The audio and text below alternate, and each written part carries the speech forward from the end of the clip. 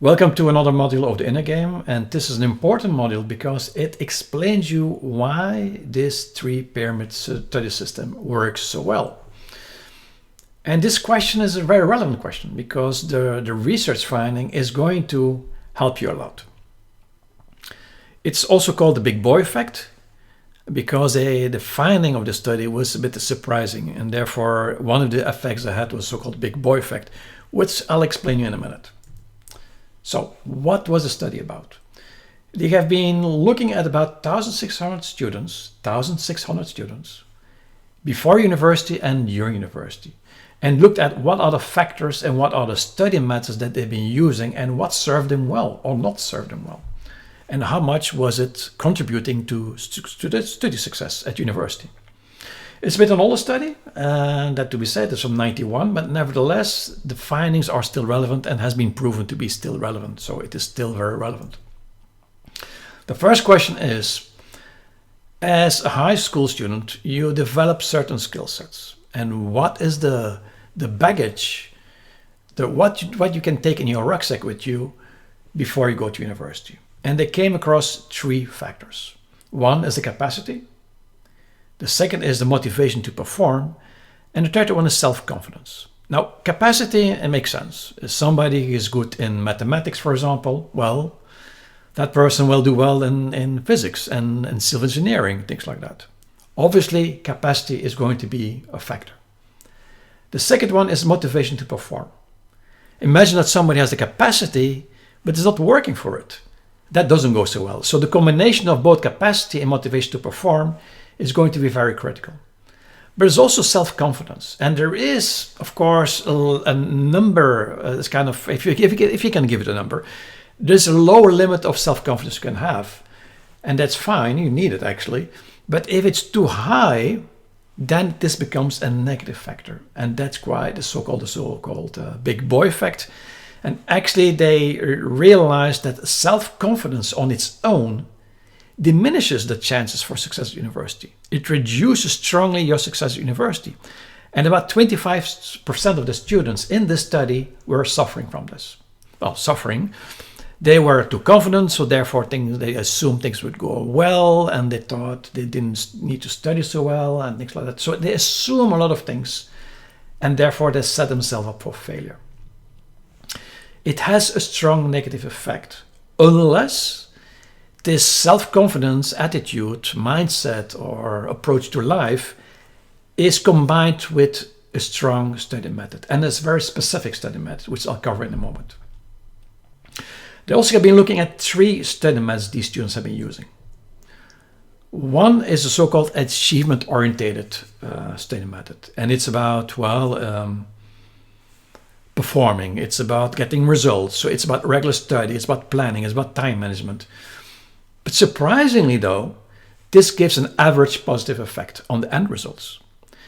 And capacity has little impact. It's very much about motivation to study and self-discipline and self-confidence to execute that. So they realize that, hey, if you combine motivation to perform and self-confidence and self-discipline, it will double your study approach for success. It will only double it. It gives an average positive study effect. And the reason is very simple. You miss out some elements. This is about working hard. And if you compare with other study methods, you'll find some differences. So that said, it is you need to be a bit cautious when you look at profiles telling you about study methods, planning, time management, and working hard. It has it works, but it has also, let's say, a disadvantage. The second one is so-called meaning-orientated approach. And these are students that are really interested in a topic, but they go too deep. So they study, but much more in depth. So they more focus on meaning and deeper understanding and things like that. The problem is that it's like they give them the cake, so they will eat the cake, but they also want to understand on how it's cooked, what are the materials being used for that, making that cake. They want to understand the supply chain, etc., etc., etc. So you get the drift. It's about going way too far in your study material. About 20% of the students follow this approach in the study. That's quite a lot. It's 1 in 5. And this approach showed a direct negative impact on study results. The reason is very simple. It's about the students are diving too deep, they're getting lost in the material, and they're not ready for the exam. So they lose time in that process.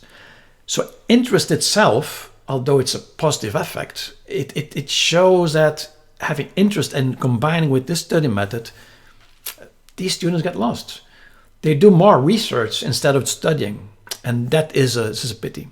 It's a mistake I made in the beginning, the first year. I was very much interested in my studies, but therefore I made big mistakes. I went wrong. I lost time, a lot of energy. So this is the worst approach that students can have. There's the third one. The third one is so-called the non-reproductive strategy. What it means, not reproducing, is not about memorization. And that showed, direct and indirect, to be the best approach for students throughout all study domains. Like I said, it's not based on memorization, but of going from an understanding of the material of the course to owning it and mastery of the course. And that showed an increased the chance for success to be threefold. I remember at the start I said these high self-confident students that they really don't do well. Well, if they combine it with this method and they're already way behind in the probability to be succeeding, but if they combine it with this strategy, they can see 5 times increasement of improvement for that chance of success. So it's a huge, huge impact, the non-reproductive method. This is the one you should focus on in the first place. So it also depends on the study field, of course. Some domains are very much on memorization based, and like the research results showed that, for example, those that do law, well, law is very much about memorization. It's not so much about understanding, it's about memorizing material.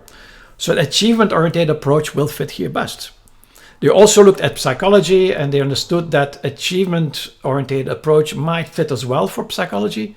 The reason is because they are exposed to a lot of different domains and topics, and some topics will be more understanding orientated, and some are more orientated on reproduction. For the industrial engineers that you might think, hey, it's a bit about achievement. No, actually for them it showed that the non-reproductive strategy was more beneficial.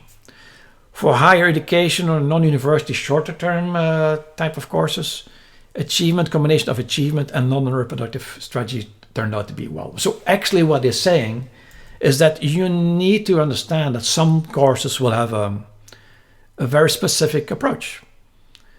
Some are very much on reproduction, on memorization based, but the majority of the courses throughout university are based on understanding first and then mastering that topic.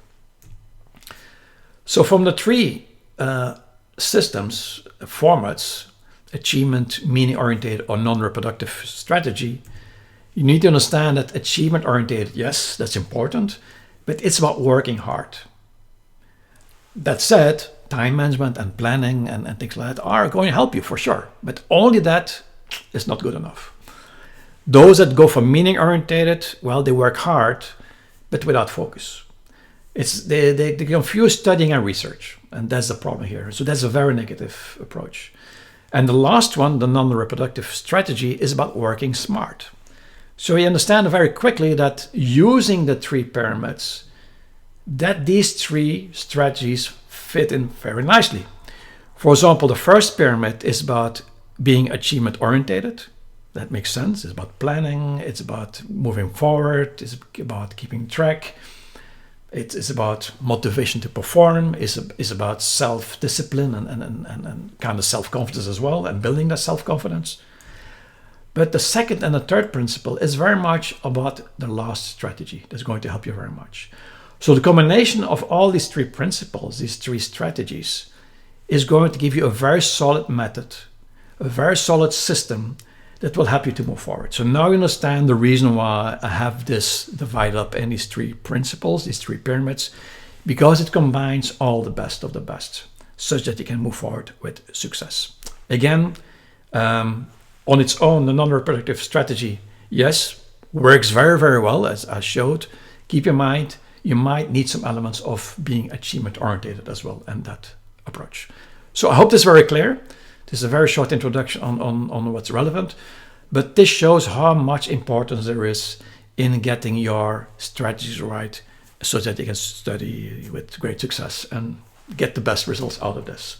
See you soon in the next module.